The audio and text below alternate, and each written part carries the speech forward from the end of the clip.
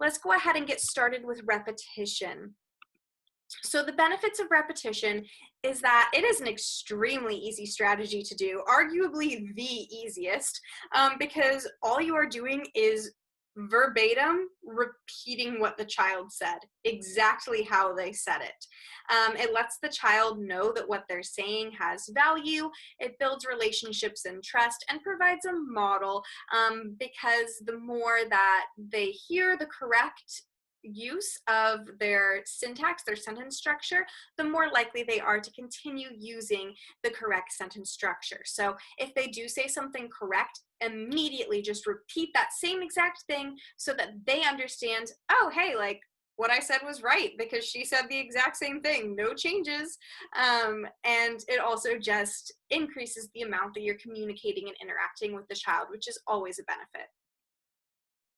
So when should you use this strategy? Again, similar to a couple other ones, anytime that you're interacting with a child. And the reason why is because this is, as I just stated, the easiest strategy. Any time, every single time that a child says a correct statement or a kind of long statement, longer than they usually would, immediately repeat it.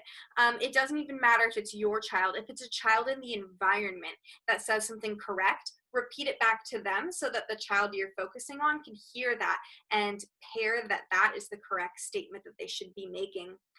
If you do need a specific time to do this activity, you can kind of in your head decide, okay, today I want to kind of focus on repeating what they say during dramatic play or craft or a game. Of those three, I probably would lean towards doing it during dramatic play just because that's going to be the most robust vocabulary input that they're going to be getting during the day at Rosa Parks.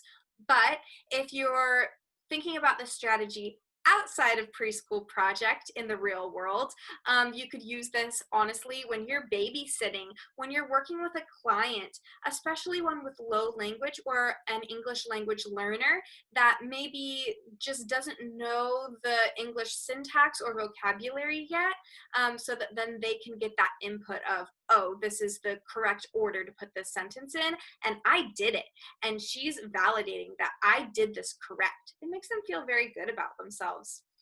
It's also an activity that you can encourage parents to implement throughout the day, because it is an easy thing to do. So if the parent is giving a bath or cooking dinner and the child says, I'm hungry, then the parent can say, yeah, you're hungry. And that's very important because it's increasing the interaction between the parent and child. It's an easy thing for the parent to do, and it's allowing the child to start pairing correct utterances. I hesitate to use the word correct, but the correct sentence structure and vocabulary versus maybe an incorrect grammatical form. So the way that you're going to use this strategy is you're just going to be talking with the child. It can be when you're playing, during a certain time of the day, if you're in the clinic providing therapy, and then whenever a child says something, you're going to repeat exactly back what they said to them. So if you're coloring and the child says, I want the red marker, you're going to say, you want the red marker, and hand them the red marker. It's honestly exactly what it sounds like it's going to be. You're going to say exactly what they say back, but you might start using different language facilitation strategies such as revision, which we're about to talk to, or expansion, which is where you're going to take what the child says and add to it, or you're going to take what the child says and correct it, right? So that's three different strategies here. Repetition, a child says something, you repeat it.